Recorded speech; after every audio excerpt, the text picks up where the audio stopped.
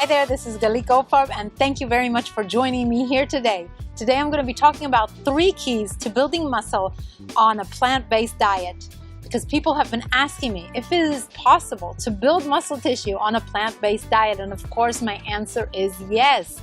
In fact, the truth is that muscle building is a totally natural process, and it is definitely worth going about it without the risky use of steroids or too much meat in the diet. Steroid use, of course, has been linked to acne, baldness, depression, infertility, and even impotence. And too much meat consumption has been linked to all the major diseases that kill most of the people in the world today. So definitely something that you want to do if you're on a to join a plant-based diet and build muscle if you're into muscle building. So, how do you build muscle on a plant-based diet? Here are 3 simple suggestions. There are actually 4. So the first one is to eat sufficient protein, but no need for high-quality protein. We know that protein is everyone's go-to muscle-building macronutrient, and that is for a good reason. It repairs the tiny tears in muscle tissue which occur during weight training. This helps muscles grow bigger much faster. Protein also allows for muscle rejuvenation. So how much protein do we really need to build muscle? Well, this depends, of course, on your individual needs and your training program. In general, for most weight trainers in need of muscle building, 1.6 grams of protein per kilo of body weight is ideally recommended by the British Journal of Sports Medicine. So if you weigh 165 pounds, then you will need 120 grams of protein per day. So what about the protein sources? I suggest you go for high-quality whole foods. These are better than the high-quality proteins that come from animal products, because any protein basically that is ingested is broken down into individual amino acids, and then it's put back together into new proteins in a process called protein biosynthesis.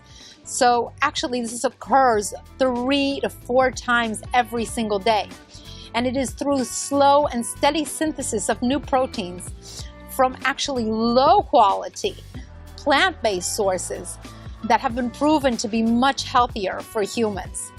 So definitely a way to do that. Which plant-based sources are the richest in protein? Number 1 is organic soy. It's a great choice. 36 grams of protein per 100 grams. Really, yeah.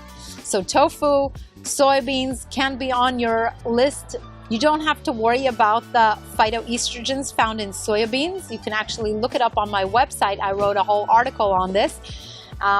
Most beans as well, other beans, have much less protein but are still very good protein sources with 21 grams of protein per 100 grams. Lentils have a little bit less, but you can eat much more higher quantities of them. They're much lower in calories as well, and they have about 10 grams of protein per 100 grams. Now, nuts and seeds pack a big protein punch with 20 grams per 100 grams on average, and you can add them to your salads, to your snacks, to basically everything. You can use them as spreads on your sandwiches. Perfect for getting more protein in your diet. Now, whole grains are also rich in protein with about 14 grams of protein on average, and quinoa has just over 15 grams of protein per 100 grams. So if you like quinoa, it's even better. Now, the punchline food is the superfood spirulina, which has 57 grams of protein per 100 grams of spirulina. So you can add it to your shakes, you can sprinkle it on your food, and you can even take it in tablet form. It provides a wealth of nutrients as well as iodine, which helps keep up your performance. Now, just by consuming 3 meals a day, with each meal having a whole grain and a legume, and 2 daily snacks of nuts or seeds, then you've already passed your daily protein requirements for muscle building. And if you consume a little bit of spirulina, then you're way over your protein requirements. So that's wonderful. Now, you also want to make sure that you're eating a nutrient-dense diet for optimal muscle growth. You want to include plenty of vegetables. Broccoli and kale are particularly rich in protein as well as many, many other nutrients. You can add kale to any of your sandwiches, add broccoli to your lunchtime salad, or eat it as a cooked side dish for your dinner. Every food that you choose to consume should help give you an overall daily nutrient intake a boost. So think about whatever you're putting into your mouth, you want to get something out of it. Now here's a short list of nutrient-dense vegetables. The first one is asparagus, then artichoke, avocados, ladyfingers, cauliflower, of course, celery, cucumber, ginger and garlic, leeks, and all of the onions from onion family, excellent foods, mushrooms as well, red peppers, parsley and parsley roots, cilantro, potatoes, beets, of course, red beets, spinach, and all the green leafy vegetables, sweet potatoes, and tomatoes, as well as any other local in-season vegetables, as well as fruit. Definitely include fruit. They also have protein in them, and they also are very rich in nutrients. Now, the next tip is to get sufficient rest. Weight training stimulates muscle growth, but resting is just as important for building your strength and endurance and building muscle tissue. So this means to take 1 day of rest a week and to get sufficient sleep. This is vital for building muscles.